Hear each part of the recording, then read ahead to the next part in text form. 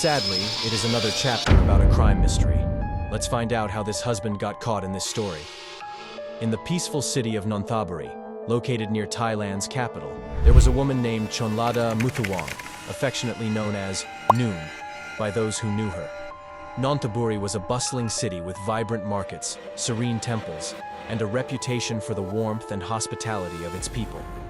Noon was an active presence on social media platforms like Instagram and Facebook. She enjoyed sharing glimpses of her life with her friends and followers, regularly posting updates and photos. However, one day, Noon's online presence went completely out. Her friends became worried when she stopped posting altogether, which was highly unusual for her. The concern deepened when they realized that Noon hadn't been active on any of her social media accounts since 3 a.m. on a particular day. Worried about her well-being, they reached out for help to locate her, fearing that something might have happened to her. On the day she vanished, she was dressed in a black and white outfit and joined her friends in Bangkok to celebrate her husband's birthday. The celebration wrapped up around 1 a.m., and then Noon, along with her 33-year-old husband Sirichai Rakthong, nicknamed Toy, and their 2-year-old daughter, began their journey back home to Nonthaburi in their white BMW sedan. However, things didn't go as well as planned, as dawn approached in Nonthaburi. Toy arrived at the Pakret police station with their daughter in his arms to report Noon as missing. He appeared anxious and distressed as he recounted a heated argument that had occurred during their early morning drive. According to Toy, Noon had suddenly opened the car door on Klong Prapa Road and jumped out. After stopping the car and retrieving her, the argument continued, leading to Noon fleeing the car once more near their home and disappearing into a taxi. Toy informed that Noon's last known GPS location was in Chachoengsao province, approximately 150 kilometers, 90 miles, away from their home. While admitting to the argument turning physical, he maintained that Noon had left willingly. Returning to the police station later that evening with his daughter, Toy hoped for any news or sign of Noon's whereabouts, but found himself surrounded by a bunch of reporters seeking information.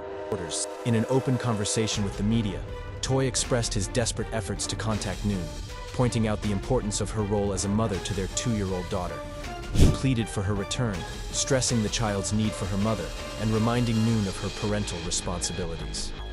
Throughout Thailand, this story gripped the nation's attention.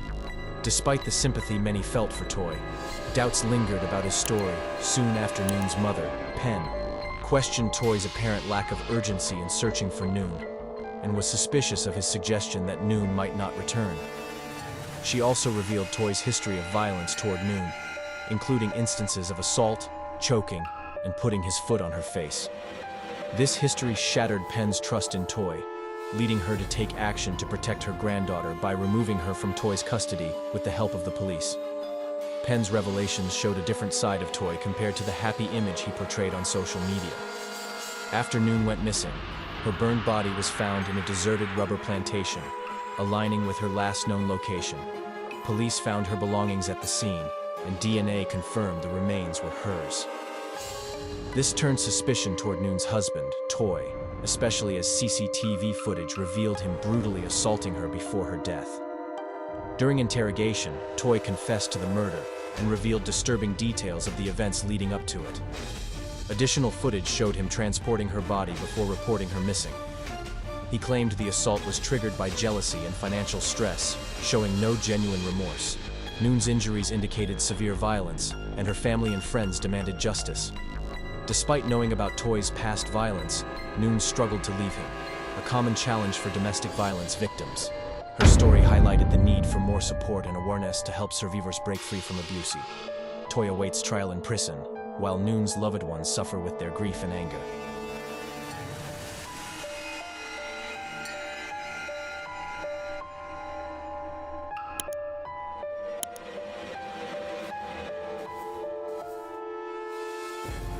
In the heart of Ohio, where the Buckeye trees stand tall and the spirit of camaraderie blankets the Ohio State University campus, the story of Greg and Michelle Williams began. A narrative that would later unfold into a tale marked by love, ambition, and a chilling turn towards the unthinkable. As students, their lives were woven together by shared classes, mutual interests, and a blossoming romance that seemed to embody the very essence of the American dream. Greg, with his sharp mind for numbers, pursued an accounting degree, his sights set on a future of financial stability and professional acclaim. Michelle, a creative soul captivated by the power of marketing, walked the halls with her own dreams, her notebooks filled with strategies and campaigns. Their love story, ignited in the bustling corridors and lush green spaces of the university, grew stronger with each passing day. They were the quintessential college sweethearts, their connection deepening amidst the backdrop of academic achievements and shared dreams.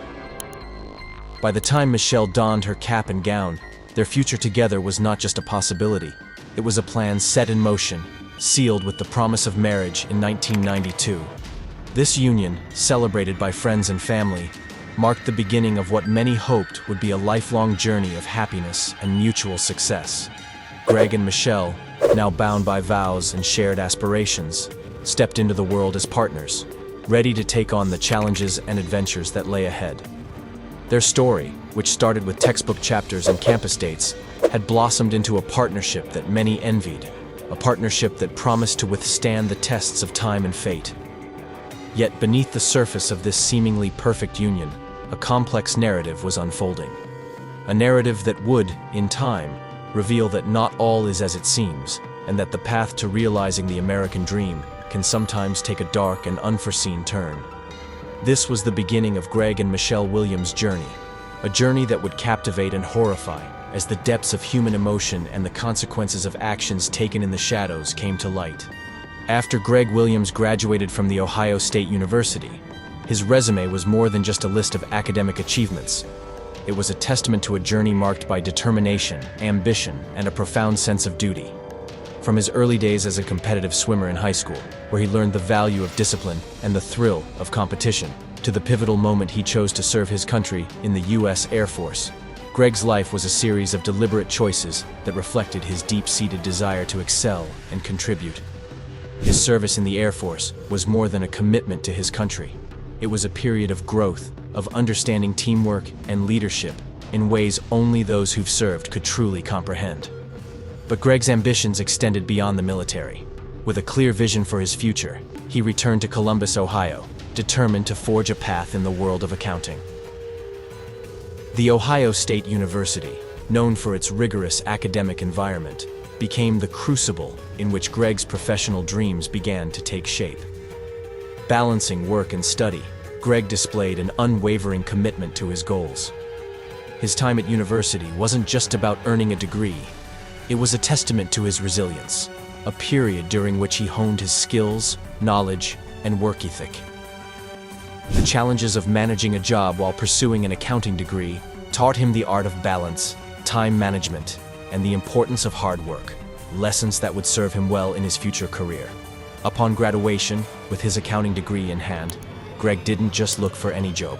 He aimed for the pinnacle of his profession, aspiring to become a certified public accountant, CPA, with one of the big firms. His ambition and the skills he had cultivated over the years led him to Denver, Colorado, where he secured a position with Deloitte & Touche, one of the most prestigious accounting firms in the country. This wasn't just a job. It was the realization of years of dedication and hard work. Denver offered Greg and Michelle more than just professional opportunities. It promised adventures in the great outdoors, aligning perfectly with their love for skiing.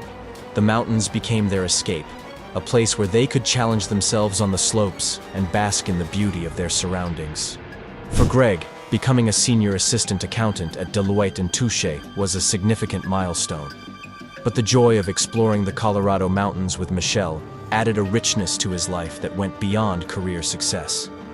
Their life in Denver was a harmonious blend of professional achievement and personal happiness. Greg's career was on an upward trajectory, and together with Michelle, they were living a dream they had meticulously built. The future was bright, filled with promise and endless possibilities. Greg's journey from a high school swimmer to a respected accountant in Denver was a narrative of ambition, perseverance, and the pursuit of excellence, a narrative that was only beginning to unfold. During his time in Colorado, Greg and his brother Jeff often discussed the possibility of opening a pesticide and extermination business together. After spending 18 months in Denver, Greg and Michelle decided to move back home to Columbus. Greg and Michelle missed their families, and Greg decided he was going to pursue the business with Jeff. A family friend said they both were excited about moving back to their hometown. The dream of opening his own business would never happen for Greg Williams. In the waning days of September, under a canopy of changing leaves, Greg and Michelle Williams made their way back to Columbus, Ohio, their car laden with the remnants of a life they had started to build elsewhere.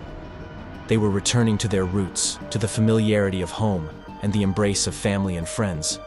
This move, laden with the promise of new beginnings, was a step into a future they envisioned together. On Thursday, September 30th, 1993, their first day back, the air in Columbus was tinged with the crispness of early fall. The morning was spent in a flurry of activity, unboxing memories and dreams packed away in cardboard. As the sun arched higher, casting short shadows on the lawn of their new home, Greg, wearied from the morning's exertions, sought refuge on the living room couch. The quiet of the house, save for the soft rustle of Michelle moving about, provided a serene backdrop for a well-deserved rest. Greg closed his eyes, drifting into sleep with the ease of a man content with the direction of his life. But peace was a fleeting visitor that day. As Greg lay vulnerable in the grip of slumber, an unthinkable act of violence shattered the tranquility. He was shot 3 times in the chest, the echoes of the gunfire a grim herald of tragedy. Michelle, finding Greg in a state beyond awakening, was thrust into a nightmare. In a desperate bid for help, Greg was rushed to Riverside Hospital, where doctors waged a valiant battle against the irreversible tide of his injuries. Despite their efforts, the life that Greg and Michelle had so carefully nurtured was extinguished. Just one day into their new beginning in Columbus, Greg's journey was brutally, inexplicably cut short. The shock reverberated through the community, a chilling reminder of the fragility of life. Friends, family, and those who had only just begun to weave their lives into the fabric of Greg and Michelle's story were left grappling with disbelief and sorrow. The home that was meant to be a sanctuary for Greg and Michelle's dreams became the backdrop for a tragedy that would forever mark the date of September 30th, 1993, in the annals of their lives. In the aftermath, the question of why loomed large, a shadow cast over the memories of a day that began with hope and ended with the irrevocable loss of Greg Williams. In the immediate aftermath of the tragedy that befell Greg Williams, Michelle painted a vivid picture for the police. A mysterious assailant, garbed in a maintenance uniform and armed with a tool belt, inexplicably invading their home to commit a heinous act before fleeing into the unknown. Her account, delivered amidst the chaos of grief and shock, initially painted a scene straight out of a suspenseful crime drama, where random acts of violence shattered ordinary lives. However, as the investigation unfolded, the narrative Michelle provided began to show cracks, much like the fragile veneer of a story too hastily concocted. Conflicting accounts emerged from Michelle's own words. First, she was upstairs, lost in the mundane task of unpacking their life from boxes, when the sound of gunshots propelled her downstairs. Later, she recounted being in the kitchen, her proximity to the tragedy painting a different picture altogether. These discrepancies, subtle yet significant, turned the gaze of suspicion toward Michelle herself. The discovery that followed in the Williams home would unravel Michelle's initial narrative thread by thread. Tucked away in a duffel bag, the instrument of Greg's untimely demise was found, a handgun, its origins tracing back to a purchase made in Denver, mere weeks before the couple's return to Columbus. This revelation alone might have sufficed to cast a long shadow of doubt, but more damning evidence lay in wait. 3 shell casings, silent witnesses to the crime, were nestled within Michelle's purse, an accessory to a secret far darker than anything the investigators could have anticipated. Further compounding Michelle's rapidly crumbling story was a letter, a tangible link to a clandestine relationship back in Denver. The man at the other end of this secret correspondence was swiftly ruled out as a suspect, yet his existence added another layer of intrigue to the case. But perhaps the most chilling piece of evidence was a magazine discovered among Michelle's possessions. Paladin Press was no ordinary publication. It was a guide to the darker arts of existence, assassination techniques, identity changes, and poisons. The content, so starkly at odds with the life Michelle purported to lead, suggested a premeditation so cold, so calculated, it sent shivers down the spine. Piece by piece, the puzzle came together, each element pointing to a conclusion the investigators wished they could avoid. Michelle Williams, once seen as a grieving widow, emerged in a new light, as the architect of her husband's demise. The evidence spoke of a premeditated murder, a plan executed with chilling precision. The motive lay obscured among the web of lies and half-truths, but the facts were irrefutable. In a story where love and death entwined, Michelle played a role far removed from the innocent bystander she initially portrayed. The tragic end of Greg Williams was not the result of a random act of violence, but the final act in a play directed by Michelle, where ambition, betrayal, and a quest for freedom from an unseen yoke drove her to the unthinkable. The only question that remained was, why would Michelle murder Greg? Greg was an easygoing, kind person. If Michelle wanted a divorce, he would have been sad, however. He also would have wanted her to be happy. He would have agreed to the divorce. The motive became clear after investigators looked over Greg's insurance policy with his former employer. Police learned that the shooting took place just 10 hours before Gregory's life insurance policy was set to expire. Michelle was the sole beneficiary of Gregory's life insurance policy worth $300,000. Michelle was arrested for Greg's murder. Officers accused her of being a bad actress when she feigned illness 5 times during her vastly publicized arrest. Her well-planned and rehearsed fainting spells became media fodder throughout her trial. Initially, Michelle pleaded not guilty to the fatal shooting of her husband, Greg. Michelle knew she was facing life in prison for aggravated murder, along with a 3-year gun specification charge. Michelle was released on electronic house arrest. She was ordered to stay at her parents' home with the exception of meeting with her attorneys. Michelle would not waver from her original story that claimed a maintenance man had shot her husband. Michelle knew the evidence against her was overwhelming. On May 12, 1994, Michelle stood before a judge and confessed to shooting her husband, Greg, in order to get a reduced charge of murder. Michelle provided no reason for the murder. According to her boyfriend, Michelle was unhappy because Greg did not pay enough attention to her and was not supportive of her career. The judge sentenced Michelle Williams to 15 years to life in prison, plus a 3-year gun specification. Michelle Williams is a cold-blooded murderer who has served only the minimum 18 years of her life sentence. She took the life of a brother, a son, and a friend to many. She has never shown remorse for her actions and still refuses to accept full responsibility for her crime. Greg will never get the chance to spend the holidays with his family, know what it is like to have children, or achieve his goal of having a business with his brother. We believe releasing Michelle Williams at this time would be an injustice to Greg Williams and his family. In addition, releasing her at this time would present a serious risk to the public. Based on the facts of this case and the fact Michelle Williams has served only her minimum sentence, we believe to further the interests of justice, Michelle Williams should be denied parole. As this documentary concludes, we are reminded of the fragility of the American dream and the profound impact of our choices.